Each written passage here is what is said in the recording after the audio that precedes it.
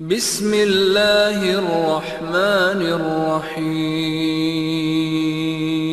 السلام علیکم ورحمۃ اللہ وبرکاتہ۔ الحمدللہ رب العالمین والصلاة والسلام علی اشرف الانبیاء والمرسلین نبینا محمد وعلی آلہ واصحابہ اجمعین وبعد۔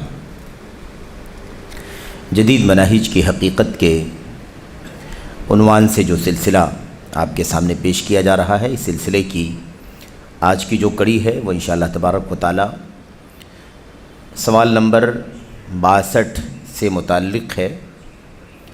سوال نمبر 62 کیا ہے، اس کا جواب کیا ہے، اور اس سلسلے میں بعض تعلیقات نیچے جو حاشیے میں آ رہی ہیں وہ کیا ہیں، اس پر انشاءاللہ تبارک و تعالی آج کے اس سیشن میں، اس حلقے میں بات ہوگی۔ دعا ہے اللہ تبارک و تعالی یہ سوال اور اس کا جواب ہمیں اچھی طرح سے سمجھنے کی توفیق عطا فرمائے، آمین رب العالمین۔ سوال نمبر 62 میں، اور یہ کتاب کا صفحہ نمبر 357 ہے۔ سوال نمبر 62، سلفیت کیا ہے؟ کیا اس کے منہج پر چلنا اور اس پر مضبوطی سے کاربند رہنا واجب ہے؟ یہ ہے سوال، اور یہ سوال سلفیوں کو چھوڑ کر جتنے بھی فرقے دنیا میں پائے جاتے ہیں سب کا سوال ہے، سارے لوگوں کا یہ سوال ہے جو یہاں آپ کے سامنے کیا جا رہا ہے۔ ہر آدمی کہتا ہے کیا ضروری ہے اپنے آپ کو سلفی بنا کر کے رکھنا، سلفیت کو گلے لگانا، سلفی منہج کو اپنانا، کیا یہ ضروری ہے؟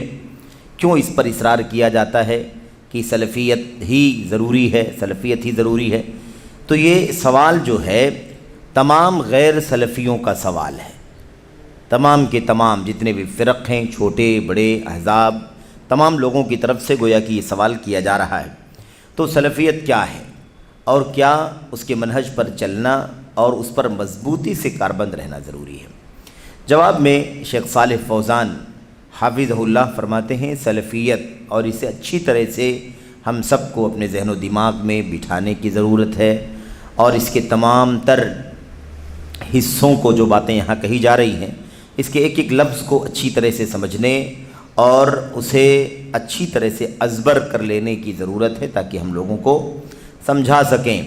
کوئی بھی نہ تو ذاتی عصبیت کا مسئلہ ہے، نہ کسی بھی طرح کی کوئی شخصیت پرستی ہے، نہ کوئی قومیت ہے، کسی طرح کا ایسا کوئی مسئلہ نہیں ہے سوائے اس کے کہ سلفیت کی حقیقت یہ ہے جو آپ کے سامنے بیان کی جا رہی ہے۔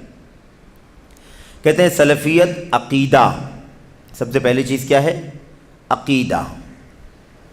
دوسری چیز کیا ہے آگے؟ فہم، یعنی سمجھ۔ عقیدہ، فہم اور عمل و کردار میں تین چیزیں بیان کی گئی ہیں۔ عقیدے میں، اور ایسے ہی عقیدے اور دین کو سمجھنے میں، اور ایسے ہی جو کچھ بھی عقیدہ ہے، جو کچھ بھی دین ہے جسے سمجھا ہے، اس پر عمل کرنے میں اور اسے اپنی زندگی میں لانے، یعنی اسے اپنا کردار بنانے میں۔ ان تمام چیزوں میں سلف صالحین یعنی صحابہ، تابعین اور فضیلت یافتہ زمانوں کے منہج و طریقے پر چلنے کا نام ہے۔ سلفیت کی یہ ڈیفینیشن ہے، سلفیت کی تعریف ہے، اس کی پہچان ہے کہ سلفیت کسے کہتے ہیں۔ تو کہہ رہے ہیں کہ سلفیت نام ہے کس کا؟ عقیدے، فہم، عمل، کردار، ان تمام چیزوں میں کس کے راستے پر چلنا؟ سلف صالحین کے راستے پر چلنا۔ ظاہر ہے کہ یہ عقیدہ، فہم، عمل، کردار آج بھی ہے۔ عقیدہ، فہم اور ایسے ہی عمل، کردار آج بھی موجود ہے، لیکن ان تمام چیزوں میں راستہ سلف صالحین کے علاوہ لوگوں کا بھی برتا جا رہا ہے، راستہ سلف صالحین کے علاوہ کا بھی برتا جا رہا ہے، ان کے راستے کے علاوہ راستوں پر بھی چلا جا رہا ہے دنیا میں، عقیدے میں بھی، فہم یعنی سمجھ میں بھی، اور عمل اور کردار میں بھی۔ تو سلفیت اس کا نام نہیں ہے جو آج دنیا میں چل رہا ہے۔ عقیدے میں کسی کو بھی فالو کیا جا رہا ہے، کسی کے راستے پر بھی چلا جا رہا ہے، فہم، سمجھ کسی کی بھی لی جا رہی ہے، عمل اور کردار کسی کا بھی فالو کیا جا رہا ہے، یہ سلفیت نہیں۔ سلفیت نام اس چیز کا ہے کہ سلف صالحین یعنی صحابہ، تابعین اور ایسے ہی فضیلت یافتہ صدیاں، یعنی صحابہ تابعین کے بعد تیسرا کیا باقی بچتا ہے؟ تبع تابعین، یہ فضیلت یافتہ صدیاں ہیں۔ فضیلت یافتہ کیوں ہیں؟ کیونکہ قرآن کریم میں بھی اور نبی کریم صلی اللہ علیہ وسلم نے اپنی حدیثوں میں بھی ان 3 زمانوں کے لوگوں کی فضیلت بیان فرمائی ہے۔ ان 3 زمانوں کے لوگوں کی فضیلت بیان فرمائی ہے۔ یہ فضیلت یافتہ صدیاں ہیں۔ سب سے بہتر زمانہ میرا زمانہ ہے، پھر اس کے بعد ان لوگوں کا جو ان کے بعد آئیں گے، پھر ان کے بعد جو ان لوگوں کا، ان کے بعد ان لوگوں کا جو ان کے بعد آئیں گے۔ 3 صدیوں کی فضیلت خاص طور پر بیان کی گئی ہے۔ ان 3 صدیوں کے لوگوں نے جو کچھ بھی عقیدہ رکھا ہے وہ عقیدہ، جو کچھ بھی سمجھا ہے وہ سمجھ، جو کچھ بھی ان کا عمل اور کردار رہا ہے وہ، یہی سلفیت ہے۔ یہی کیا ہے؟ سلفیت ہے۔ کیا کہا؟ اسی منہج و طریقے پر چلنے کا نام سلفیت ہے۔ اور یہ کس کا جواب ہو گیا؟ یہ پہلے والے سوال کا۔ سوال میں دو باتیں ہیں، ایک تو یہ کہ سلفیت کیا ہے، سلفیت کیا ہے، یہ تو سلفیت کیا ہے یہ بتا رہے ہیں۔ اس کے بعد اگلا سوال تھا کیا اس کے منہج پر، یعنی سلفیت کے منہج پر، سلفیت کی راہ پر چلنا اور اس پر مضبوطی سے کاربند رہنا ضروری ہے؟ اس کا جواب کہہ رہے ہیں اور مسلمان کے لیے اس منہج پر چلنا اور اس پر قائم رہنا واجب ہے۔ کس نے واجب کیا؟ ہم نے، آپ نے نہیں۔ ہم نے، آپ نے واجب نہیں کیا ہے، بلکہ ہمارے اور آپ کے لیے اور سب کے لیے واجب قرار دیا گیا ہے۔ کہاں سے واجب ہوا ہے؟ اس کی دلیلیں آپ کے سامنے آئیں گی انشاءاللہ تبارک و تعالی۔ واجب کرنے والی چیز قرآن کی آیتیں، اللہ کے نبی صلی اللہ علیہ وسلم کی ایک نہیں بلکہ بہت ساری حدیثیں، ایسے ہی خود صحابہ کرام، ان کے بعد تابعین اور ان کے بعد تبع تابعین نے اس بات کو سمجھا اور عقیدے، فہم، ایسے ہی عمل کردار میں اسی راستے پر چلتے رہے۔ اچھا، اب یہاں حاشیہ لگا ہوا ہے، وہ حاشیہ انشاءاللہ تبارک و تعالی ہم بعد میں پڑھیں گے۔ پہلے جواب مکمل کر لیتے ہیں۔ یہ شیخ صالح فوزان حافظہ اللہ نے جواب دے دیا، اس کے بعد یہ دلیلیں پیش کر رہے ہیں۔ کہتے ہیں اللہ تبارک و تعالیٰ کا ارشاد ہے والسابقون الاولون، جیسا کہ ارشاد باری ہے والسابقون الاولون من المہاجرین والانصار والذین اتبعوہم باحسان رضی اللہ عنہم ورضوا عنہ۔ اس کے بعد کہتے ہیں وَأَعَدَّ لَهُمْ جَنَّاتٍ تَجْرِي تَحْتَهَا الْأَنْهَارُ خَالِدِينَ فِيهَا أَبَدًا ذَلِكَ الْفَوْزُ الْعَظِيمُ۔ یہ سورہ توبہ کی آیت نمبر 100 ہے۔ سورہ توبہ کی آیت نمبر 100، یہ حوالہ ہمیشہ یاد رکھیں، سورہ توبہ آیت نمبر 100۔ یہ سلفیت کو سمجھنے کے لیے سب سے بڑی بنیاد ہے۔ سلفیت کو سمجھنے کے لیے، سلفیت کی فضیلت کے لیے، اس راہ پر چلنے کا انجام کیا ہوگا، ان تمام چیزوں کو سمجھنے کے لیے یہ آیت کریمہ سب سے بنیادی دلیلوں میں سے ایک دلیل ہے۔ اللہ تبارک و تعالیٰ نے فرمایا جو مہاجرین اور انصار سابق اور مقدم ہیں، یعنی انصار اور مہاجرین جو بہت پہلے گزر چکے ہیں۔ اب یہ آیت کریمہ جب اتری ہے تو اسی آیت میں اللہ تعالیٰ نے کیا فرمایا؟ والسابقون الاولون، سبقت کرنے والے، بالکل پہل والے، آگے جو تھے، بالکل سب سے پہل کرنے والے، ہے نا، پیش رہنے والے، ایک دم شروع میں جو لوگ آگے رہنے والے اور پہلے والے تھے، یہ لوگ خواہ وہ مہاجرین ہوں یا وہ انصار ہوں۔ نمبر 1 یہ بات ہو گئی، یعنی صحابہ کرام۔ انصار مہاجرین کون ہیں؟ یہ صحابہ کرام، اور جتنے لوگ اخلاص کے ساتھ ان کے پیرو ہیں، والذین تبعوہم باحسان، جتنے لوگ اخلاص کے ساتھ ان کے پیرو ہیں۔ اب یہ قیامت تک آنے والے سب لوگوں کے لیے ہے، جو لوگ بھی اخلاص کے ساتھ ان انصار اور مہاجرین کے راستے کی پیروی کریں گے، قیامت تک آنے والے سب اس میں شامل ہیں۔ لیکن ساری دنیا کے لوگوں میں سے اب صحابہ کرام کے بعد دو طبقے اور ہیں جن کا خصوصی طور پر ذکر کر دیا گیا حدیثوں کے اندر خصوصی طور پر ذکر کر دیا گیا۔ عمومی طور پر سابقین اولین صحابہ ہو گئے، والذین تبعوہم بإحسان، اس کے اندر کون لوگ آ گئے؟ سب سے پہلے تابعین، پھر اس کے بعد تبع تابعین آ گئے، پھر جو لوگ بھی اس طرح سے اتباع کریں گے قیامت تک سب لوگ اس کے اندر آ گئے۔ اللہ کے نبی صلی اللہ علیہ وسلم نے آیت کریمہ کو گویا کہ اپنی حدیثوں میں ڈھال کر سمجھا دیا۔ آپ نے فرما دیا سب سے بہتر زمانہ میرا زمانہ ہے، پھر اس کے بعد ان کا جو ان کے بعد آئیں گے، پھر ان کے بعد ان کا جو ان کے بعد آئیں گے، یعنی گویا کہ سارے پیروکاروں میں ان تین طبقوں کا خصوصی مقام ہے، ان تین طبقوں کا خصوصی مقام ہے، خصوصی تذکرہ ہے۔ تو اب آپ دیکھیے سب سے پہلے تو یہ مہاجرین اور انصار ہیں، ٹھیک ہے، مہاجرین اور انصار ہیں، یہ ان کا ذکر اس لیے کیا گیا کیونکہ یہ سابقین اولین ہیں، سب سے سبقت کرنے والے ہیں اور بالکل پہلے والے ہیں، اوائل ہیں۔ یہ وہ صفت ہے جو دنیا میں ان کے سوا کسی کو حاصل نہیں ہے۔ یہ سبقت اور اولیت کیا ہے؟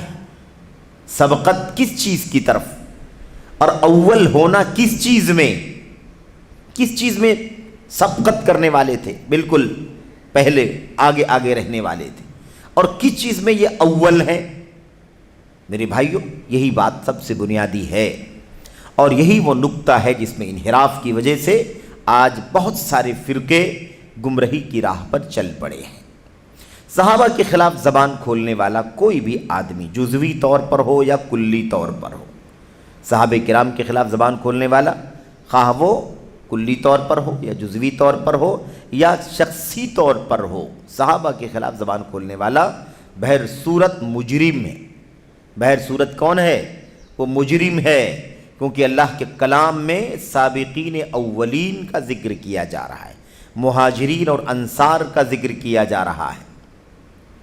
یہ سبقت اللہ تبارک و تعالیٰ کی کتاب کی طرف، سبقت اللہ کے نبی صلی اللہ علیہ وسلم کی سنت کی طرف، سبقت اللہ کی توحید کا دفاع کرنے کی طرف، سبقت اللہ تبارک و تعالیٰ کے دین کے مخالفین کے خلاف کھڑے ہونے میں مخالفین کے خلاف کھڑے ہو کر جنگ کرنے میں، جہاد کرنے میں، زبان سے، قلم سے، ہتھیار سے، ہر اعتبار سے ان سب میں کون ہے؟ یہ سبقت کرنے والے ہیں۔ اولین سب سے پہلے لوگ ہیں جن سے پہلے اس معاملے میں کوئی نہیں ہے۔ نبی صلی اللہ علیہ وسلم اللہ تبارک و تعالیٰ کی توحید کا پیغام لے کر آئے، نبوت کا تاج لے کر کے آئے۔ اب آپ صلی اللہ علیہ وسلم نے جب توحید کی دعوت دی تو اس دعوت کو قبول کرنے والے پہل کون لوگ تھے؟ کیا اس مقام میں دنیا کا کوئی اور طبقہ بھی شریک ہو سکتا ہے جن کی نگاہوں نے نبی کو نہیں دیکھا ہے، جن کی نگاہوں نے جن لوگوں نے نبی کی صحبت نہیں پائی ہے؟ کیا کوئی ایسا طبقہ اس فضیلت میں، اس شرف میں آ سکتا ہے؟ کلام اللہ تبارک و تعالیٰ کا ہے، اللہ خود اپنے کلام میں ارشاد فرماتا ہے وہ لوگ جو بالکل سبقت کرنے والے ہیں، بالکل جو پہلے ہیں، فرسٹ ون ہیں، مہاجرین اور انصار، یہ لوگ، اور ایسے ہی جو ان کے مخلص پیروکار ہیں یہ لوگ۔ آگے اللہ نے فرمایا رضی اللہ عنہم ورضوا عنہ، اللہ تبارک و تعالیٰ ان سب سے راضی ہو چکا ہے اور یہ سب کے سب اللہ تبارک و تعالیٰ سے راضی ہیں۔ اس کے بعد یہ تو دنیا میں اعلان ہے، دنیا میں اعلان کیا ہو رہا ہے کہ اللہ تعالیٰ ان سے راضی ہے اور یہ اللہ سے راضی ہیں۔ اس کے بعد وَأَعَدَّ لَهُمْ جَنَّاتٍ تَجْرِي تَحْتَهَا الْأَنْهَارِ، اور اللہ تبارک، یہ آخرت کا صلہ ہے، یہ آخرت کا صلہ، اور اللہ تبارک و تعالیٰ نے ان کے لیے باغات، جنتیں تیار کر رکھی ہیں، تجری تحتها الانہار، جن کے نیچے نہریں بہ رہی ہیں، جن کے نیچے نہریں جاری ہیں، خالدین فیہا، وہ ان میں، کن میں؟ نہروں میں نہیں، جنتوں میں ہمیشہ ہمیشہ رہیں گے، خالدین فیہا، وہ ان جنتوں میں ہمیشہ ہمیشہ رہیں گے، ذالک الفوز العظیم، یہ بہت بڑی کامیابی ہے، یہ بہت بڑی کامیابی۔ یہاں پر ایک بات اچھی طرح سے آپ جان لیں، ابھی مرزا علی انجینئر پاکستان پڑوسی ملک کا رہنے والا، اس نے پوری دنیا میں بہت بڑا فتنہ پھیلا رکھا ہے، صحابہ کرام کے خلاف زبان درازی کرنا اس کا شیوا بن چکا ہے۔ وہ ہوائے نفس کے مطابق بہت ساری حدیثوں کو پڑھتا ہے، یا تو وہ حدیثیں صحیح نہیں ہوتی ہیں یا حدیثیں صحیح ہوتی ہیں، بخاری اور دیگر کتابوں کی ہوتی ہیں، تو اس کی وہ منمانی شرح کرتا ہے، منمانی ترجمہ کرتا ہے، منمانی اس سے مسائل مستنبط کرتا ہے، نتائج نکالتا ہے۔ اس کی بہت ساری گمراہیوں میں سے ایک گمراہی یہ بھی ہے کہ وہ صحابہ کرام کے بارے میں یہ کہتا ہے کہ اللہ تبارک و تعالیٰ تمام صحابہ سے راضی نہیں ہے، اللہ تبارک و تعالیٰ تمام صحابہ سے راضی نہیں ہے، بلکہ اللہ تبارک و تعالیٰ صرف ان صحابہ کرام سے راضی ہیں جن کی تعداد 1400 ہے، جو صلح حدیبیہ کے موقع پر آپ کے ساتھ میں تھے، ان سے اللہ تبارک و تعالیٰ راضی۔ اس طرح کی بات کو کہتا ہے۔ اس کا مقصد کیا اس کے پیچھے؟ اس کا مقصد یہ ہے کہ وہ حضرت معاویہ ابن ابی سفیان رضی اللہ تعالیٰ عنہ کو اس رضامندی سے خارج کرنا چاہتا ہے۔ آگئی بات سمجھ؟ اچھا، اب یہ جو آیتیں ہیں، ان آیتوں کا جواب کیا دے گا؟ یہاں تو اللہ تعالیٰ نے عام بات کہی ہے نا، اللہ تعالیٰ نے عام بات کہی، مہاجرین انصار اور ان کے سچے پیروکار، اللہ ان سے راضی ہو چکا ہے، وہ اللہ سے راضی ہو چکے ہیں، اللہ نے ان کے لیے جنتیں تیار کر رکھی جن کے نیچے نہریں جاری ہوں گی، وہ ان میں ہمیشہ ہمیشہ رہیں گے، اور یہ بہت بڑی کامیابی ہے۔ یہاں تو کوئی راستہ نہیں ہے۔ اب وہ یہ کہتا ہے کہ رضی اللہ عنہم ورضوا عنہ، اس کی تعویل کرتا۔ ہم نے کیا ترجمہ کیا ہے؟ ہم کیا سمجھ رہے ہیں؟ اللہ تبارک و تعالیٰ ان سب سے راضی ہو چکا ہے، اور یہ اللہ تبارک و تعالیٰ سے راضی ہو چکے ہیں، اللہ ان سے راضی ہوا اور یہ اللہ سے راضی ہوئے۔ ہم یہ اطلاع دے رہے ہیں، قرآن کریم کی آیت کریمہ کا ترجمہ اور اس کا معنی ہم یہ کیا سمجھ رہے ہیں؟ یہی معنی، اللہ راضی ہو چکا ان سے اور یہ اللہ سے راضی ہو چکے۔ وہ یہ کہتا ہے کہ آیت کریمہ کا معنی یہ نہیں ہے جو آپ سمجھ رہے ہو، یہ انفارمیشن، یہ خبر نہیں ہے، فائنل خبر نہیں ہے یہ کہ اللہ تعالیٰ ان سے راضی ہوا اور یہ اللہ سے راضی ہوئے، بلکہ یہ دعائیہ ہے۔ کیا کہتا ہے وہ؟ یہ دعائیہ ہے، اللہ تعالیٰ ان سے راضی ہو، اللہ تعالیٰ ان سے راضی ہو۔ ایسا نہیں ہے کہ ماضی کے اس لفظ کا خبر کے علاوہ انشاء کا معنی نہ بنتا ہو، بنتا ہے کبھی، لیکن یہاں نہیں، جہاں بنتا ہے وہاں بنتا ہے قرائن کی وجہ سے، لیکن یہاں پر یہ رضی اللہ عنہم ورضوا عنہ، اللہ تعالیٰ راضی ہوا ان سے اور یہ راضی ہوئے اللہ سے۔ یہی ترجمہ ہے، یہی معنی ہے، یہی مفسرین نے، صحابہ، تابعین، بعد کے ائمہ، تمام مفسرین نے یہی معنی سمجھا۔ یہ کہتا ہے انجینئر، کہتا ہے رضی اللہ عنہم کا معنی ہے اللہ تعالیٰ ان سے راضی ہو جائے۔ اب اگر یہ بات اس کی تھوڑی دیر کے لیے مان لی جائے تو اگلے والے جملے کا ترجمہ کیسے ہوگا؟ اللہ تعالیٰ ان سے راضی ہو جائے، دعا ہے کہ اللہ تعالیٰ ان سے راضی ہو جائے، تو ورضوا عنہ کا معنی کیا ہوگا؟ اور دعا ہے کہ یہ لوگ اللہ سے راضی ہو جائیں۔ بھئی اللہ اگر راضی نہ ہو تب تو انسان کی کامیابی رک جائے گی، ہے کہ نہیں؟ لیکن اللہ تبارک و تعالیٰ سے بندے راضی نہ ہو تو کیا بگڑے گا؟ بگڑے گا کچھ نہیں بگڑے گا۔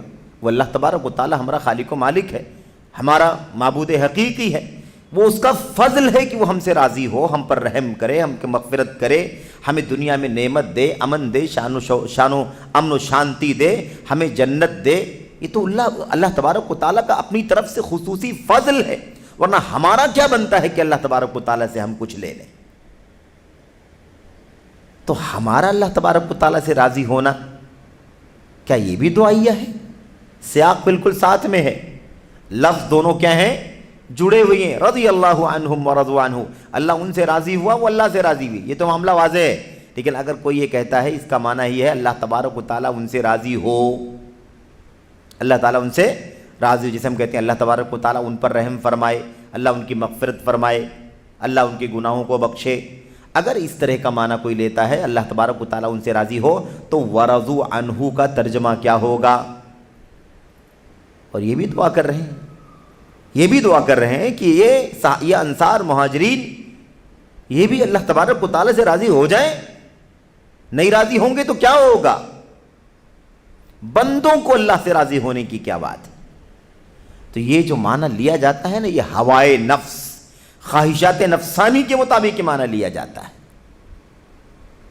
اس کی کوئی دلیل نہیں ہے۔ وہ اندرونی جو بغض اور حسد ہے اس کے دل میں، وہ اس کا اظہار ہے، جو وہ اس طرح کی بات کرتا ہے کہ اللہ تبارک و تعالیٰ 1400 صحابہ کرام سے راضی ہوا ہے جو صلح حدیبیہ کے موقع پر تھے، اور بعد میں وہ یہ بھی کہتا ہے ایک آدمی جو لاسٹ میں بھاگا بھاگا آ جائے اور اسلام قبول کر لے جان بچانے کے لیے، کیا اسے بھی یہ مقام حاصل ہو جائے گا کہ اللہ تعالیٰ ان سے راضی ہو چکا ہے؟ اس طرح کی وہ میرے بھائیوں بدزبانی حضرت معاویہ ابن ابی سفیان رضی اللہ تعالیٰ عنہ کے بارے میں استعمال کرتا ہے۔ خیر، یہ جو ہے آیت کریمہ یہ صریح ہے کہ اللہ تبارک و تعالیٰ تمام انصار اور مہاجرین سے کیا ہو چکا ہے؟ تمام صحابہ کرام سے اللہ تبارک و تعالیٰ راضی ہو چکا ہے۔ اور جو دوسری آیت کریمہ ہے غالباً سورہ فتح کی، اس میں کیا ہے؟ وَكُلًّا وَعَدَ اللَّهُ الْحُسْنَى، درجہ اونچا نیچا ہو سکتا ہے، درجہ چھوٹا بڑا ہو سکتا ہے، ظاہر ہے کہ جو مقام ابو بکر صدیق رضی اللہ تعالیٰ عنہ کا ہے وہ مقام صحابہ کرام میں سے کسی کا بھی نہیں، جو مقام عمر بن خطاب کا ہے وہ مقام ابو بکر صدیق رضی اللہ تعالیٰ عنہ کو چھوڑ کر کے بقیہ صحابہ کرام میں سے کسی کا بھی نہیں۔ ایسی معاملہ آگے ہے کہ نہیں؟ خلفائے اربعہ کو آپ الگ کر لیں وہ مقام کسی کا نہیں ہے، عشرہ مبشرہ کو الگ کر لیں وہ مقام کسی کا نہیں ہے، بعد کے لوگوں کا، ان کے علاوہ کا، ہے کہ نہیں؟ ایسی اہل بدر، اہل بیت رضوان کا مقام اللہ تبارک و تعالیٰ نے اونچا رکھا ہے۔ یہ الگ بات ہے، فرق مراتب، فرق درجات تو ہو سکتا ہے، تفاضل تو ہو سکتا ہے کہ کسی کا مقام اونچا ہو، کسی کا مقام اس کے مقابل میں کم ہو، لیکن صحابیت کا شرف سب کو برابر کا حاصل ہے، اس معنی میں کہ سب صحابی ہیں، ایک ادنا سی صحابیت کا شرف بھی ساری دنیا سے اس کو اونچا کر دیتا ہے، اور اس کے خلاف زبان کا استعمال کرنا حرام ہو جاتا ہے۔ یہ اہل سنت والجماعت کا عقیدہ ہے۔ اب یہ کہنا کہ وہ حضرت معاویہ بن ابی سفیان ایسے تھے اور فلاں فلاں ایسے تھے، مغیرہ بن شعبہ ایسے تھے، اس طرح کی باتیں کرنا، کہ بہرحال کسی نہ کسی صورت میں رافضیت ہے، شیعیت ہے، اہل بیت رسول صلی اللہ علیہ وسلم کو سہارا بنا کر، ان کو مہرہ بنا کر، ان کا نام لے کر صحابہ کرام کے خلاف زبان درازی کا جو طریقہ چل پڑا ہے یہ اسی کا حصہ ہے۔ ایسا شخص رافضی ہے، شیعی ہے، جس کے یہاں اس طرح کا عقیدہ پایا جاتا ہو کہ وہ صحابہ کرام میں سے کسی ادنا صحابی کو بھی ہدف طعن بناتا ہو، زبان سے ملامت کرتا ہو۔ بہت بنیادی مسئلہ ہے یہ، بہت بنیادی مسئلہ ہے۔ آج صحابہ کرام کے خلاف زبان کھولی جاتی ہے، آپ سوچیں کہ صحابہ کرام کے خلاف زبان کھولنا کیا کوئی آسان کام ہے؟ صحابہ کرام کے خلاف زبان کھولنا کسی شخص یا کسی شخصیت کے خلاف زبان کھولنا نہیں ہے، بلکہ وہ پوری سنت، بلکہ قرآن کریم کے خلاف بھی زبان کھولنا ہے، کیونکہ یہ قرآن منتقل ہوا ہے صحابہ کرام کے واسطے سے، یہ سنت منتقل ہوئی ہے صحابہ کرام کے واسطے سے۔ پہلے بیچ کے لوگوں کو اگر ہم نے ناقابل اعتبار قرار دیا تو اس کا مطلب یہ ہوگا کہ پورا دین اسلام، قرآن، سنت سب کے سب غیر معتبر ٹھہریں گے۔ بہت بنیادی مسئلہ۔ قرآن کریم میں اللہ تبارک و تعالیٰ نے فرمایا وَكُلًّا وَعَدَ اللَّهُ الْحُسْنَى، اللہ تبارک و تعالیٰ نے فتح مکہ سے پہلے والے جو صحابہ تھے وہ، اور فتح مکہ کے بعد جو اسلام لائے صحابہ وہ، ان سب کو اللہ تبارک و تعالیٰ نے جنت کا وعدہ کیا ہے۔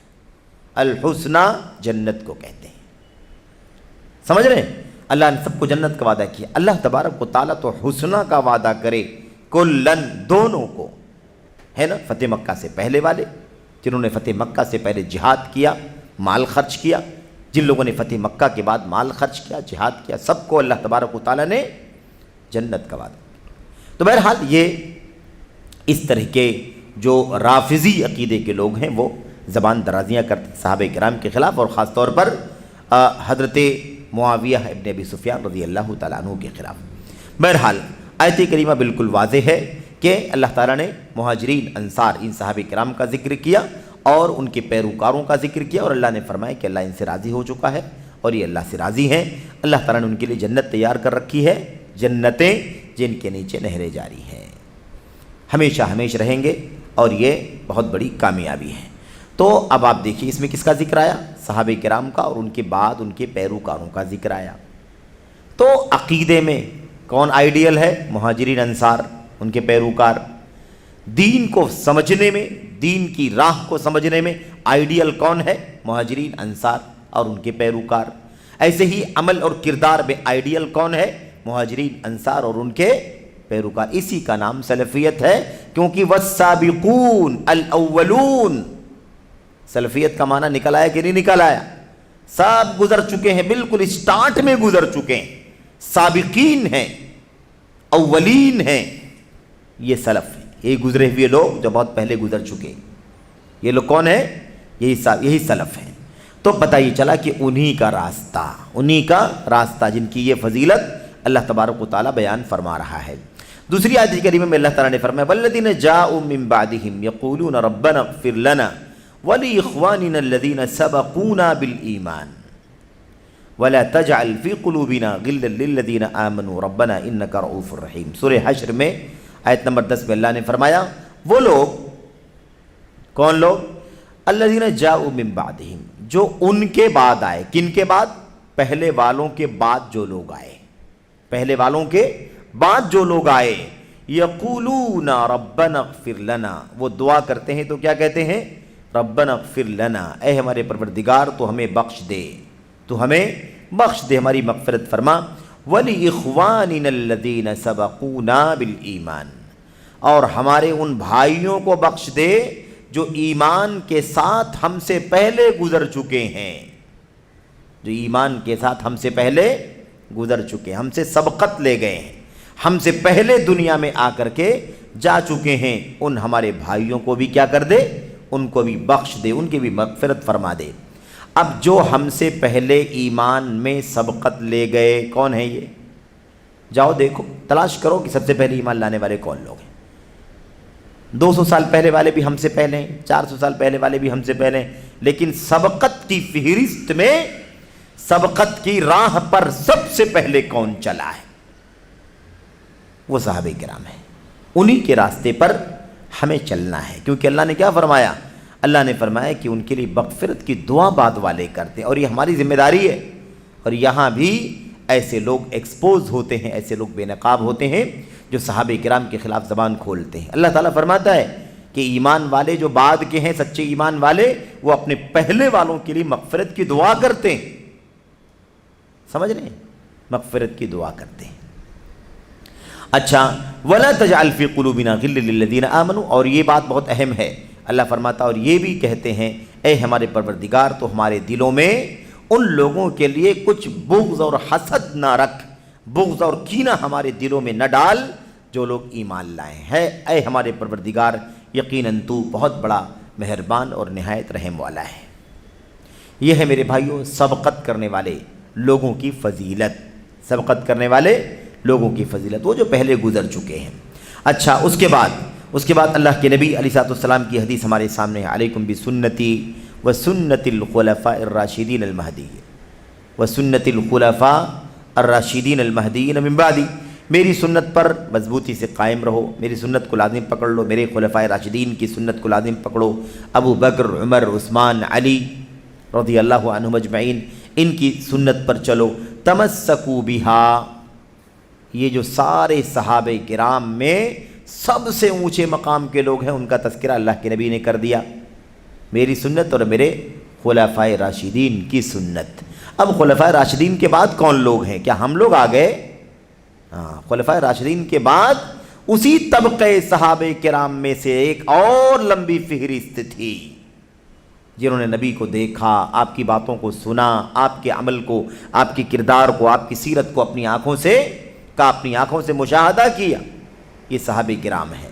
اللہ کے نبی نے فرمایا وَعَضُّوا عَلَيْهَا بِالنَّوَاجِذِ، اپنی داڑھ کے دانتوں سے انہیں مضبوطی سے پکڑ لو، وَإِيَّاكُمْ وَمُحْدَثَاتِ الْأُمُورِ، تَمَسَّكُوا بِهَا، مضبوطی سے اسے پکڑ لو اور اپنے داڑھ کے دانتوں سے اسے ہے نا جکڑ لو، مضبوطی کے ساتھ اس پر اس کی گرفت لگا لو، اور وَإِيَّاكُمْ وَمُحْدَثَاتِ الْأُمُورِ، اور نئی نئی باتوں سے دین کے اندر یعنی بدعات سے اپنے آپ کو بچاؤ، کیونکہ ہر نئی چیز دین کے اندر بدعت ہے اور ہر بدعت گمراہ۔ اس کے اندر کیا بات کہی گئی؟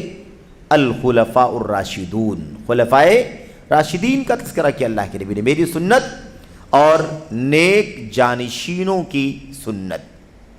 یہ ہیں صحابہ کرام میں سب سے اونچے، ابو بکر صدیق، عمر، عثمان، علی رضی اللہ عنہم اجمعین، اور دیگر صحابہ کرام جو ان کے بعد آتے ہیں۔ سب سے پہلے کون آئے گا؟ ان 4 کے بعد بقیہ 6، طلحہ، زبیر، سعد، عبد الرحمن ہے نا وغیرہ، یہ سب کے سب کون ہیں؟ یہ عشرہ مبشرہ بالجنہ، جن کے بارے میں نبی کریم صلی اللہ علیہ وسلم نے منبر پر کھڑے ہو کر کے ایک ساتھ میں جنت کی خوشخبری سنائی ہے۔ ابو بکر فی الجنہ، عمر فی الجنہ، عثمان فی الجنہ، علی فی الجنہ، طلحہ فی الجنہ، زبیر فی الجنہ، ہے نا، پھر سعدین کا ذکر کیا، عبد الرحمن بن عوف کا ذکر کیا وغیرہ۔ ان 10 صحابہ کرام کا ایک ساتھ میں جنت کی خوشخبری ان کو ملی، یہ سب ہیں۔ اور ان کے بعد دیگر صحابہ کرام، اہل بیت، اہل بدر، اہل بیت رضوان، اور ان کے بعد بقیہ دیگر صحابہ کرام، سب جن صحابہ کرام کو جنت کی خوشخبری اللہ کے نبی نے دی ہے، وہ صرف یہ 10 صحابہ کرام نہیں ہیں، بلکہ ان 10 کے علاوہ بھی صحابہ کرام ہیں جن کو جنت کی خوشخبری اللہ کے نبی نے دی ہے۔ لیکن عشرہ مبشرہ کا نام اس لیے آ جاتا ہے بار بار سب سے پہلے، اس لیے کہ ان 10 کا نام لے کر کے اللہ کے نبی نے ایک ساتھ میں جنت کی خوشخبری سنائی تھی، اس لیے ان کا ذکر سب سے پہلے آتا ہے۔ اور بھی صحابہ کرام کو اللہ کے نبی نے جنت کی بشارت دی ہے، ٹھیک ہے، جیسے عکاشہ بن محصن رضی اللہ تعالیٰ عنہ بھی ان میں سے ایک ہیں، اور بھی لوگ ہیں۔ بہرحال خیر، یہاں پر جو اصل بات کرنی ہے وہ یہ ہے کہ اس آیت کریمہ پر بھی غور کریں، بالکل صراحت کے ساتھ۔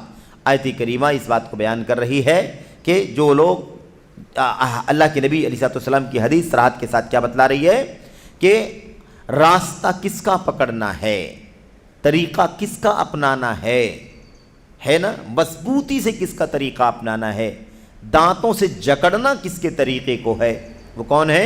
وہ خلفائے راشدین ہیں۔ اللہ کے نبی صلی اللہ علیہ وسلم کی سنت کے بعد کون ہے؟ آپ دنیا میں نہیں رہیں گے تو کس کے راستے کو ہم تلاش کریں گے؟ خلفائے راشدین، یعنی صحابہ کرام میں سب سے اونچا طبقہ، اور پھر ان کے بعد جو دیگر صحابہ کرام ہیں وہ بالترتیب ان کے پیچھے میں آئیں گے، جیسا کہ دیگر روایتوں میں اللہ کے نبی نے عام بات بیان فرمائی ہے، سب سے بہتر زمانہ میرا زمانہ ہے، پھر ان کے بعد ثم الذین علی الاثر، پھر جو لوگ ان کے بعد آئے۔ تو اب یہ بات جو ہے نا واضح ہو گئی، جو شیخ صالح فوزان بیان کرنا چاہتے ہیں کہ سلفیت اصل میں صحابہ، تابعین، تبع تابعین، خیر القرون جو ہے، قرون مفضلہ، فضیلت یافتہ جو صدیاں ہیں، ان کے لوگ صحابہ، تابعین، تبع تابعین اور ان کے پیروکاروں کا جو راستہ ہے، عقیدے میں بھی، دین کو سمجھنے میں بھی، اور دین پر عمل کرنے میں بھی، ان تمام چیزوں میں ہم جن کے راستے پر چلتے ہیں وہ یہی لوگ ہیں، اور اسی راستے کو سلفیت کا راستہ کہا جاتا ہے، یہی نجات کا راستہ ہے۔ تو یہ بات شیخ صالح فوزان حافظہ اللہ نے اس سرسری طور پر اسے بیان کر دیا ہے۔ اب آئیے ذرا سرسری طور پر یہ بھی آپ پڑھ لیں، حاشیہ نمبر 1 پر آپ دیکھیں، شیخ نے کہا تھا مسلمان کے لیے اس منہج پر چلنا اور اس پر قائم رہنا ضروری ہے، ٹھیک ہے، یہ بات ہو گئی۔ اس کے بعد اب یہی آیت کریمہ ہیں، یہی آیتیں ہیں، یہ حدیث ہیں، اور بہت ساری آیتیں ہیں اور بہت ساری حدیثیں ہیں، اسی سے معلوم پڑتا ہے کہ راستہ کس کا پکڑنا ضروری ہے؟ انہی لوگوں کا راستہ پکڑنا ضروری ہے، صحابہ کرام کا، انصار کا، مہاجرین کا۔ اب یہاں خلفائے راشدین کہا اللہ کے نبی نے، لیکن آیت کریمہ میں کیا ہے؟ انصار اور مہاجرین، سب کے سب آگے کہ نہیں آگے اس کے اندر؟ ایسی اللہ کے نبی کی دیگر حدیثوں سے بھی پتہ چلتا ہے کہ اللہ کے نبی کے صحابہ کرام کا مقام سب سے پہلے ہے، اس لیے انہوں نے جس طرح سے دین کو دیکھا، سنا، سمجھا، برتا، عمل کیا، اسی طریقے سے ہمیں بھی کرنا چاہیے۔ اچھا، اب یہ سوال جو آتا ہے وہ سوال کیوں آتا ہے کہ سلفیت کیا ہے، کیا اس پر چلنا ضروری ہے؟ اس پر مضبوطی کے ساتھ قائم رہنا، ڈٹے رہنا کیا ضروری ہے؟ یہ سوال آتا کیوں ہے؟ یہ سوال اسی لیے آتا ہے کہ لوگ یہ سمجھتے ہیں کہ جیسے اور ٹکڑے ہیں اور فرقے ہیں اور گروہ ہیں اور ٹولیاں ہیں امت کے اندر، ایسے ہی ایک جماعت، ایک فرقہ، ایک ٹولی، ایک گروہ یہ بھی ہے۔ سمجھ رہے ہیں نا؟ جیسے اور فرقے ہیں اور ٹولیاں اور گروہ ہیں، دھڑے ہیں، جتھے ہیں، ایسے ہی سلفیت بھی کیا ہے؟ وہ بھی ایک ٹولی ہے، وہ بھی ایک پارٹی ہے، وہ بھی ایک دھڑا ہے۔ ایسے ہی لوگ سمجھتے ہیں، اس لیے یہ سوال کرتے ہیں کہ بھئی آپ لوگ جب دیکھو سلفیت سلفیت سلفیت کی بات کرتے ہیں، ہے نا؟ جب دیکھو تب سلفیت کی بات کرتے ہیں اور یہ ثابت کرنا چاہتے ہیں کہ بس اسی راستے پر چلنا چاہیے۔ کیوں بھئی اس راستے پر چلنا چاہیے؟ جیسے اور فرقے ہیں، یہ بھی ایک فرقہ ہے، تو آپ کی فرقے پر کیوں چلنا چاہیے؟ اس طرح کی بات لوگ کرنا چاہتے ہیں، ٹھیک ہے؟ اسی لیے یہ سوال کرتے ہیں، ورنہ اگر وہ جان لیتے کہ سلفیت کوئی فرقہ نہیں ہے۔ اور اس حوالے سے باتیں تو بہت ساری ہیں، اور یہ فتنے صرف اور صرف ہلکے پھلکے انداز میں میڈیا پر نہیں چلتے، بلکہ ظالموں نے اس سلسلے میں مستقل کتابیں لکھ لکھ کر کے امت کو گمراہ کرنے کی کوشش کی ہے۔ سمجھ رہے ہیں؟ کتابیں لکھ لکھ کر کے اب ہم سلفی کہتے ہیں۔ اب ایک بات اور بھی یہاں واضح ہو جائے تو بہتر ہے، جبکہ شاید اس سے پہلے بھی تذکرہ غالباً آیا ہوگا، وہ یہ ہے کہ ابھی ہم لوگوں نے کیا پڑھا ہے کہ سلفیت نام ہے عقیدے، دین کی فہم اور عمل اور کردار میں صحابہ تابعین کے طریقے پر چلنے کا۔ اب ایک آتا ہے شخص اور وہ کہتا ہے کہ سلفیت جو ہے وہ کسی راستے کا نام نہیں ہے، کسی راستے کا نام نہیں ہے، بلکہ سلفیت کس چیز کا نام ہے؟ ایک پیریڈ کا نام ہے، ایک دور کا نام ہے، ایک زمانے کا نام ہے، جو زمانہ، جو دور، جو پیریڈ بڑا اچھا تھا۔ سمجھ رہے ہیں؟ ایک پیریڈ اور ایک دور کا نام ہے، ایک زمانے کا نام ہے، جو کیا تھا؟ بہت اچھا تھا، لیکن وہ کوئی منہج، کوئی راہ عقیدے کا راستہ نہیں ہے، کوئی وہ دین کے سمجھنے کا راستہ نہیں ہے، کوئی عمل اور کردار اور سلوک کا وہ راستہ نہیں ہے۔ اب اس میں یہ تفریق پیدا کر کے اور یہ فتنہ نکال کر کے امت کو گمراہ کرنے کی کوشش کی گئی۔ سوال یہ پیدا ہوتا ہے کہ اگر یہ بات تھوڑی دیر کے لیے مان لی جائے کہ سلفیت ایک مقدس زمانے کا نام ہے، کسی راستے اور مشن کا نام نہیں ہے، کسی منہج زندگی کا نام نہیں ہے، بلکہ ایک مقدس دور کا نام ہے، تو سوال یہ پیدا ہوتا ہے کہ وہ دور مقدس کیوں ہوا تھا؟ کیوں مقدس تھا وہ زمانہ جس کو آپ مقدس زمانہ کہتے ہیں؟ آپ اس کو عمل، آپ اس کو منہج اسلام نہیں سمجھتے، اس کو آپ منہج اسلام نہیں سمجھتے، اسلام کا راستہ نہیں سمجھتے، سچا راستہ، بلکہ آپ کسی مقدس دور، مقدس زمانے کو سلفیت کہتے ہیں، تو پھر یہ سوال ہے، ایسی بات کہنے والوں سے یہ سوال ہے کہ پھر آپ یہ بتائیے کہ وہ زمانہ مقدس کیوں ہوا تھا کیا اس زمانے میں؟ وہ زمانہ مقدس تھا۔ زمانہ کس چیز کا نام ہے؟ زمانے والے مقدس ہوتے ہیں تو زمانہ مقدس ہو جاتا ہے کہ نہیں؟ وہ زمانہ کیوں مقدس تھا؟ کیونکہ اس زمانے میں نبی کریم صلی اللہ علیہ وسلم کی بعثت ہوئی تھی۔ وہ زمانہ اس لیے مقدس تھا کہ آپ پر قرآن اترا اور آپ نے توحید کی دعوت دنیا کو دی، آپ نے شرک سے ڈرایا۔ وہ زمانہ اس لیے مقدس تھا کہ آپ صلی اللہ علیہ وسلم کو اللہ نے انسانیت کا نبی اور ہادی بنا کر کے بھیجا۔ وہ زمانہ اس لیے مقدس تھا کہ جن لوگوں کے بیچ میں آپ نبی اور رسول بنا کر کے بھیجے گئے تھے، ان لوگوں نے توبہ کر کر کے، اپنی شرک و کفر سے توبہ کر کر کے اپنے آپ کو اتنا خالص کر لیا کہ عقیدے میں ان کی مثال دنیا میں کوئی اور باقی نہ بچی۔ جس نبی کے راستے پر وہ چل رہے تھے، اس راستے کو ایسے برتا، اس کو سن کر کے، اس کو پڑھ کر کے، اس کو دیکھ کر کے، اس کو برت کر کے ایسی مثال دنیا کے اندر قائم کر دی کہ سچے دین پر صحیح معنوں میں چلنے کی اس سے اچھی مثال آپ کو دنیا میں نہیں ملے گی۔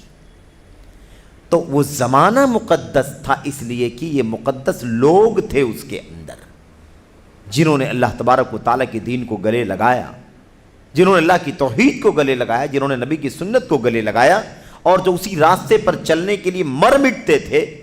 جو راستہ اللہ کی کتاب میں اور نبی کی سنت میں اتر چکا تھا، اتر رہا تھا، اسی پر ڈٹے رہنے میں وہ اپنی سب سے بڑی کامیابی سمجھتے تھے، اور اسے پوری امانت کے ساتھ، دیانت کے ساتھ انہوں نے آگے بھی بڑھایا۔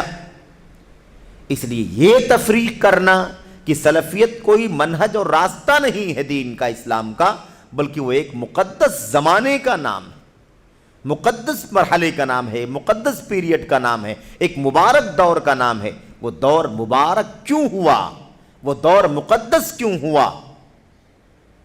جس وجہ سے وہ دور مقدس ہوا، مبارک ہوا، اسی وجہ سے ہم آج اپنے آپ کو سلفی کہلانے میں فخر کرتے ہیں۔ وہ دور مقدس ہوا تو اس دور میں کون لوگ تھے؟ کن لوگوں کا دور تھا جس کو آپ کہہ رہے ہیں کہ ایک مقدس دور تھا، ایک مبارک زمانہ اور وقت کا، ٹائم کا ایک پیریڈ گزرا ہے جس کو سلفیت کہا جاتا ہے۔ تو چونکہ وہ دور اس لیے مقدس بنا کیونکہ وہ سب سے پوری اسلامی تاریخ میں اسلام کے اترنے سے لے کر آج تک اور قیامت تک پورے دور میں اس سے زیادہ سچے اسلام کو اپنی آنکھوں سے اترتے ہوئے دیکھنے والا، اس کو سننے والا، اس پر عمل کرنے والا کوئی طبقہ دنیا میں پیدا نہیں ہوا۔ اس لیے ہم خود بھی اسی راہ پر چلتے ہیں اور اسی راہ پر چلنے کی دنیا میں دعوت دیتے ہیں۔ یہ تفریق غلط ہے۔ سلفیت ایک منہج کا نام ہے، ایک اسلامی راستے کا نام ہے جو سب سے زیادہ ستھرا، سب سے زیادہ سیف، سب سے زیادہ فتنوں سے محفوظ اور ایسے ہی خالص اللہ کی کتاب اور نبی کی سنت پر چلنے والا راستہ تھا۔ تو اگر یہ کوئی کہے السلفیت مرحلۃ زمنیۃ مبارکۃ ولیست مذہبا اسلامیا، میرے بھائیوں شاید آپ نے سنا ہو ترکیہ کا وہ جہمی شخص سعید رمضان بوطی، جس نے کتاب لکھی اور اس کے اندر اس نے یہ فتنہ دنیا کے اندر پھیلایا کہ سلفیت کوئی اسلامی مذہب نہیں ہے، اسلام کا کوئی راستہ نہیں ہے، بلکہ ایک مبارک دور کا نام ہے، ایک زمانے کا، دنیا میں ایک مبارک زمانے کا نام ہے بس۔ تو یہ فتنہ دنیا کے اندر پھیلا۔ آج لوگ کہتے ہیں بھی ہاں وہ اچھا دور تھا، نبی کا دور تھا، صحابہ کا دور تھا، تابعین کا دور تھا، اچھا دور تھا۔ تو دور مبارک ہے، آپ لوگوں نے اس کو منہج زندگی بنا لیا ہے، آپ نے اسے منہج اسلام بنا لیا ہے، عقیدے میں انہی کا نام، عمل میں انہی کا نام، فرائض میں انہی کا نام، حکومت اور نظم و سیاست میں انہی کا نام، حلال و حرام میں انہی کا نام، ہر جگہ آپ لوگ انہی کا نام لیتے ہیں۔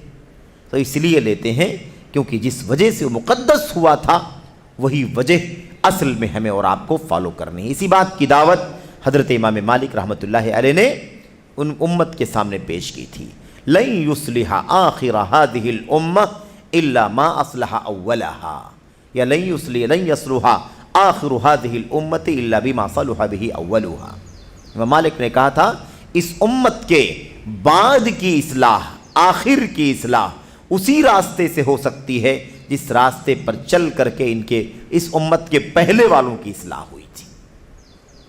تو یہ اصل میں ہمیں اچھی طرح سے سمجھنا ہے، ہمیں اس کی تلاش کرنی ہے۔ بہرحال شیخ جمال بن فرحان کہتے ہیں سلفیت کوئی حزب، پارٹی، حزب کا مطلب پارٹی، دھڑا، کسی نام سے کوئی پارٹی الگ ہو جائے، اپنی فیچر بنا لے، اپنی خصوصیات بنا لے، اپنا نام بنا لے، اپنا بینر بنا لے، اپنی سوچ طے کر لے، اسی کو حزب کہتے ہیں، پارٹی۔ اچھا کہتے ہیں سلفیت کوئی حزب یعنی پارٹی، ٹولی، فرقہ یا گروہ نہیں ہے۔ سلفیت کوئی حزب، ٹولی، فرقہ یا گروہ نہیں ہے، جیسا کہ کچھ لوگوں کا گمان اور دعویٰ ہے، جیسا کہ کچھ لوگوں کا گمان اور دعویٰ، ایسا کچھ لوگوں کا گمان ہے، کچھ لوگوں کا گمان نہیں۔ آج کل تو اس راہ پر چلنے والوں کو چھوڑ کر ساری دنیا کے فرقوں کا یہی گمان ہے۔ سمجھ رہے ہیں کہ سلفیت کیا ہے؟ سلفیت کے بارے میں لوگ یہ سمجھتے ہیں کہ یہ ایک فرقہ ہے ٹولی، جیسے دنیا بھر کے فرقے ہیں دنیا میں، ایسے ایک فرقہ یہ بھی ہے، بہت ساری پارٹیاں ہیں اسلام کی نام پر چل رہی ہیں، ایسے ایک پارٹی یہ بھی ہے اسلام کے نام پر ہے، ایسی بات نہیں ہے، بلکہ کیا ہے یہ، بلکہ یہ سلف صالح کی نسبت اور اس کے منہج کی پیروی کا نام ہے۔ سلفیت کیا ہے؟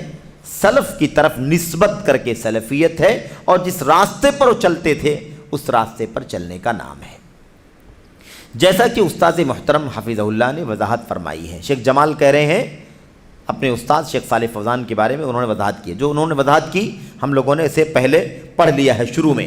کہتے ہیں کیونکہ سلف یعنی صحابہ کرام رضوان اللہ تعالی علیہم اجمعین کا مقام بڑا عظیم تھا، جیسا کہ ابن مسعود رضی اللہ عنہ نے فرمایا ہے۔ ابن مسعود رضی اللہ تعالیٰ عنہ نے کیا فرمایا تھا؟ من کان منکم مستنن فلیستن بمن قد مات فإن الحی لا تؤمن علیہ الفتنہ اولئک اصحاب محمد ابر هذه الامة ابر الناس قلوبا واغزرهم علما واقلهم تکلفا۔ اور بھی یہ روایت لمبی بھی ہے، کئی صحابہ سے آئی ہے، ابن مسعود کا ذکر ہے، غالباً یہ روایت عمر بن خطاب سے بھی آئی ہے، یہ روایت ابو ہریرہ رضی اللہ تعالیٰ عنہ سے بھی غالباً آئی، اور بھی صحابہ سے غالباً یہ روایت آئی ہوئی ہے۔ بہرحال اس کا حوالہ لکھا ہوا ہے، تم میں سے جسے کسی کی پیروی کرنا ہو، تم میں سے کسی کو بھی کسی کی اگر پیروی کرنا ہے کہ بھئی کسی کو آپ فالو کرنا چاہتے ہیں، کسی کی پیروی کرنا چاہتے ہیں، کسی کے نقش قدم پر چلنا چاہتے ہیں، تو اب ابن مسعود کیا فرماتے ہیں؟ تو وہ فوت شدگان کی پیروی کرے، یعنی ان لوگوں کی پیروی کرے جو دنیا سے جا چکے ہیں۔ یہ جو جملہ ہے نا ابن مسعود رضی اللہ تعالیٰ عنہ کا، یہ بڑا پیارا ہے۔ ابن مسعود رضی اللہ تعالیٰ عنہ یہ بات کہہ رہے ہیں کہ جسے کسی کی پیروی کرنی ہو وہ ان کی پیروی کرے جو دنیا سے جا چکے ہیں۔ یعنی ابن مسعود نے جب یہ بات کہی ہے تو دنیا میں صحابہ کرام کے علاوہ اور تابعین کے علاوہ کوئی نہیں تھا۔ کیا اور کوئی تھا؟ نہیں تھا۔ ابن مسعود ہی نے یہ بات کہی ہے نا، جسے کسی کی پیروی کرنی ہو، یعنی آپ سب کے لیے کہا جا رہا ہے کسی کی پیروی کرنی ہو، کسی کو اسوہ اور آئیڈیل بنانا ہو تو کس کو بنائے؟ بیمن قد مات، جو دنیا سے جا چکے ہیں۔ تو اب ان کے دور میں جو اللہ کے نبی علیہ السلام کے صحابہ کرام تھے، ہے نا، کچھ باقی تھے، کچھ وفات پا چکے تھے، اور دوسرا طبقہ کون تھا؟ کچھ تابعین کا طبقہ تھا، کچھ تابعین کا طبقہ تھا۔ ابن مسعود اتنی باریک بات امت کو سمجھا رہے ہیں کہ امت کو چاہیے کہ وہ بالکل اپنے ایک دم اصل سے جڑنے کی کوشش کرے۔ کس سے جڑنے کی کوشش کرے؟ ایک دم اصل سے جڑنے کی کوشش کرے، بالکل جڑ پر جائے، جڑ جو بنیاد ہے نا، فاؤنڈیشن، اس سے جڑنے کی کوشش کرے۔ کیونکہ ابن مسعود کے زمانے میں صرف صحابہ کرام کے علاوہ، ہے نا، یعنی اللہ کے نبی علیہ السلام کی وفات اگر ہو گئی ہے تو آپ کی وفات کے بعد کون باقی بچے گا ان کے سامنے؟ یا تو ان کے اپنے صحابہ ساتھی باقی بچیں گے یا تابعین باقی بچیں گے، ہے کہ نہیں؟ ان سے کیا کہہ رہے ہیں وہ، ان سے کیا کہہ رہے ہیں، اور ان سے کہہ رہے ہیں تو ان کے بعد ہم سے بھی کہہ رہے ہیں یہ، کیونکہ یہ فرمان ساری امت کے لیے ہے، سب کے لیے۔ کہتے ہیں جسے کسی کو آئیڈیل بنانا ہو وہ ان کو آئیڈیل بنائے جو دنیا سے جا چکے ہیں۔ اس میں دو باتیں بڑی اہم ہیں۔ ایک بات تو یہ کہ وہ کہنا یہ چاہتے ہیں کہ بھئی اللہ کے نبی علیہ السلام کے صحابہ دنیا سے وفات پا چکے ہیں، کسی کو آئیڈیل بنانا ہو تو جو وفات پا چکے ہیں صحابہ ان کو آئیڈیل بناؤ۔ اچھا جو زندہ ہیں ان کو کیوں نہ بناؤ، ان کو بھی بناؤ۔ لیکن ابن مسعود کا دیکھو تقویٰ، وہ کہتے ہیں فَإِنَّ الْحَيَّ لَا تُؤْمَنُ عَلَيْهِ الْفِتْنَةِ، کہتے ہیں اس لیے کہ جو زندہ رہتا ہے اسے فتنے سے امن نہیں رہتا۔ بھئی جو دنیا سے جا چکا ہے وہ تو اپنے ایمان، عقیدے، عمل جو بھی کیا تھا اس کو لے کے دنیا سے جا چکا ہے، اب تو فتنے میں نہیں پڑے گا نا وہ۔ لیکن جو زندہ ہے وہ فتنوں سے سیف ہے؟ نہیں سیف ہے، فتنے میں پڑ سکتا ہے۔ آپ سوچئے کہ صحابی رسول ہے، ابن مسعود ہیں، اس کے باوجود وہ اس بات کو سمجھا رہے ہیں کہ آپ زندوں کی پیروی بھی نہ کریں، پیروی کس کی کریں؟ جو مر چکے ہیں، جو وفات پا چکے ہیں۔ یعنی یہ تواضع ہے ان کا، یہ ان کا تواضع ہے کہ وہ یہ کہنا چاہتے ہیں کہ ہمارے پیچھے مت پڑو، ہمیں بھی فالو نہ کرو، کیونکہ ہم زندہ ہیں، پتہ نہیں کسی فتنے میں گرفتار ہو جائے، اس لیے کن کی پیروی کرو؟ جو دنیا سے جا چکے ہیں۔ دوسری چیز یہ ہے کہ صحابہ کرام، یہ ابن مسعود رضی اللہ تعالیٰ عنہ اگر یہ بات اپنے دور میں اپنے مخاطبین کو سمجھا رہے ہیں تو ہم آج 14 صدیوں کے بعد جو لوگ دنیا میں آئے ہیں انہیں اس اثر سے، اس حدیث سے کیا سبق لینا چاہیے؟ اگر اس وقت جو زندہ تھے، سامنے تھے ابن مسعود کے، اگر ان کو زندوں کو چھوڑ کر کے مردوں کو آئیڈیل بنانا چاہیے تھا، جو دنیا سے ایمان عقیدے کے اعلیٰ معیار پر رہ کے دنیا سے جا چکے ہیں، اگر ان کو معیار بنانے کے لیے کہہ رہے ہیں تو ہمیں آج اس گئے گزرے دور میں ابن مسعود کیا کہنا چاہ رہے ہوں گے؟ ہے کہ نہیں؟ ہماری ذمہ داری اور زیادہ بڑھتی ہے کہ نہیں بڑھتی ہے کہ ہم اپنے دور کے لوگ، پچھلے سال پچھلی صدی کے لوگ، اس سے پہلے والی صدی کے لوگ، اس سے پہلے والی صدی کے لوگ، ہم یہاں کہیں نہ رہیں، بلکہ جسے آئیڈیل بنانا ہو، جسے اسوہ بنانا ہو، کس کو اسوہ بنائے؟ وہ جو دنیا سے وفات پا چکے ہیں۔ تو یہ دو باتیں بڑی اہم ہیں ابن مسعود رضی اللہ تعالیٰ عنہ کی اس قول میں جو سمجھنے کی ہیں۔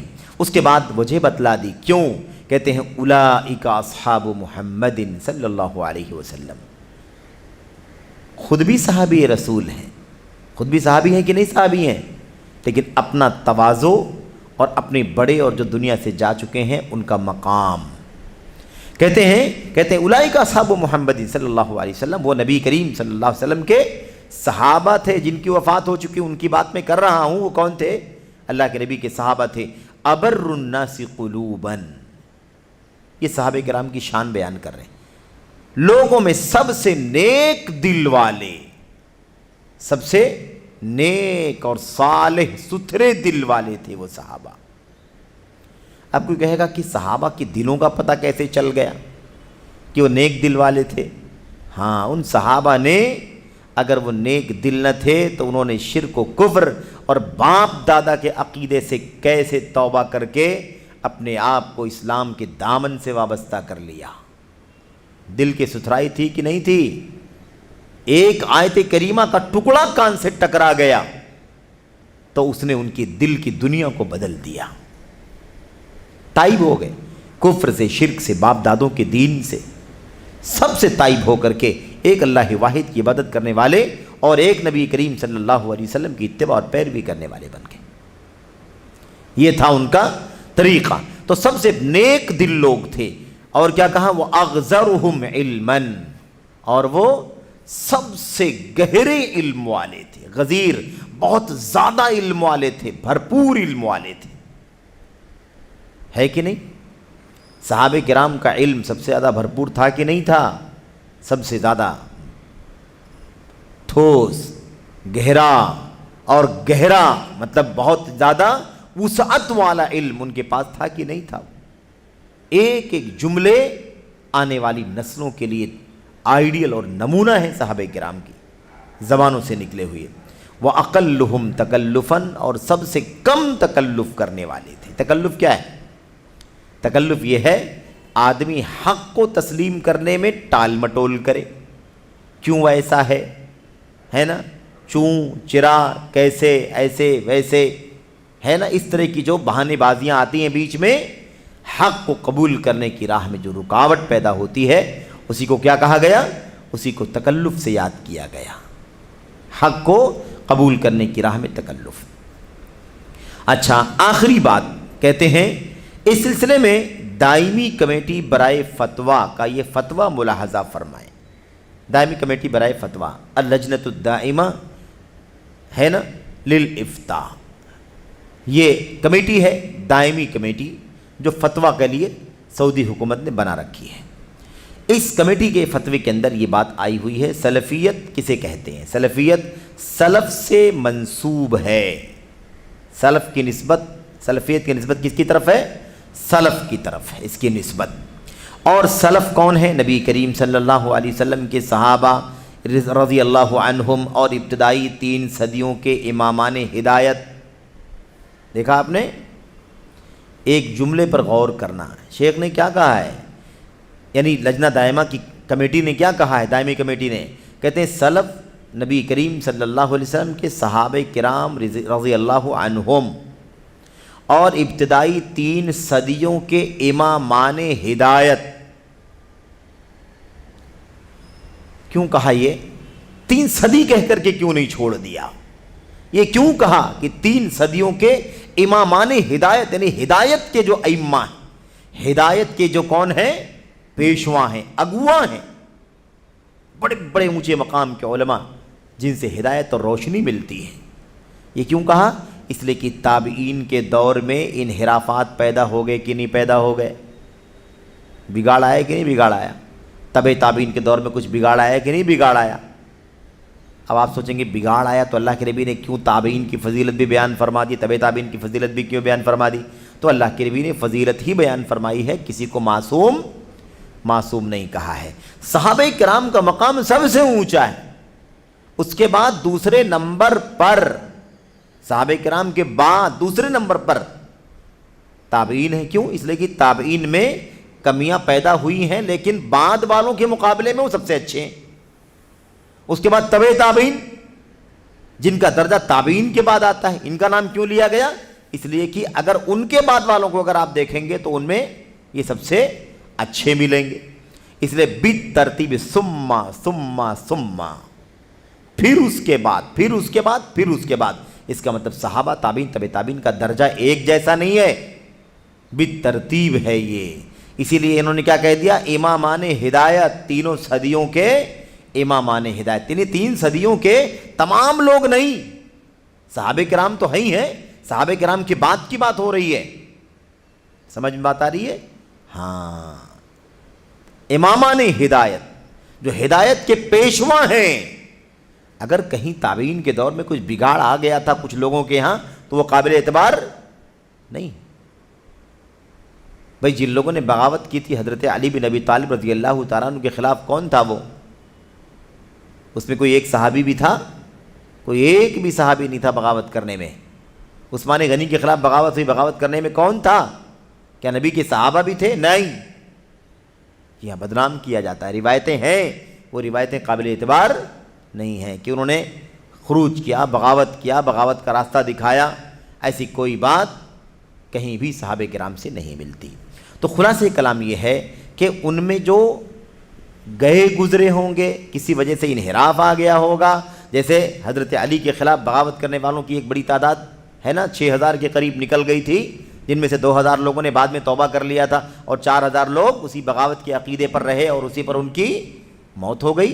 تو ان کا اعتبار نہیں ہے جو انحراف کا شکار ہو گئے، اعتبار کس کا ہے؟ امامان ہدایت کا اعتبار ہے۔ اسے اچھی طرح سے سمجھنے کی ضرورت ہے۔ اس کے بعد کہتے ہیں ان کو سلفی کہا، ان کو کیا کہا جاتا ہے؟ سلف کہا جاتا ہے، اور سلفی سلف سے منسوب ہے۔ سلفی کی نسبت کس کی طرف ہے؟ سلف کی طرف۔ یہ وہ لوگ ہیں جو منہج سلف یعنی سلف کا راستہ، یعنی کتاب سنت کی پیروی، ان پر عمل اور ان کی دعوت پر گامزن رہے۔ تو سلف کون ہے اور سلفی کون ہے؟ صاف لفظوں میں یہ بات یہاں پر ہے نا، لجنہ دائمہ کے علماء نے اس بات کو بیان کر دیا ہے۔ اس کے بعد کہتے ہیں یہ وہ لوگ ہیں جو منہج سلف یعنی کتاب و سنت کی پیروی، ان پر عمل اور ان کی دعوت پر گامزن رہے۔ چنانچہ اس طرح وہ اہل سنت و جماعت ہیں۔ اہل سنت و جماعت یعنی سنت والے، یعنی نبی کریم صلی اللہ علیہ وسلم کی سنت پر عمل کرنے والے۔ جماعت یعنی جماعت صحابہ، تابعین، تبع تابعین کو فالو کرنے والے، جو حق صحابہ، تابعین، تبع تابعین کے ہاں موجود تھا، اسی حق پر اکٹھا ہونے والے، جمع رہنے والے، ان کو کیا کہا جاتا ہے؟ انہی کو ہم لوگ سلفی کہتے ہیں۔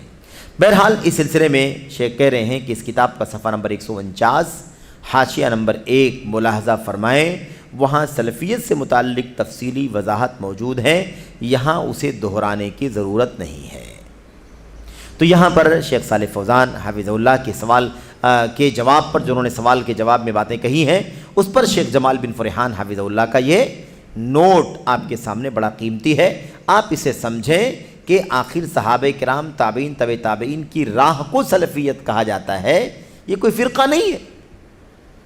وہ جو صحابہ، تابعین، تبع تابعین جس راستے پر چلتے تو اسی راستے پر ہم بھی چلنے کی بات کر رہے ہیں، تو ہم کوئی فرقہ کیسے ہو جائیں گے؟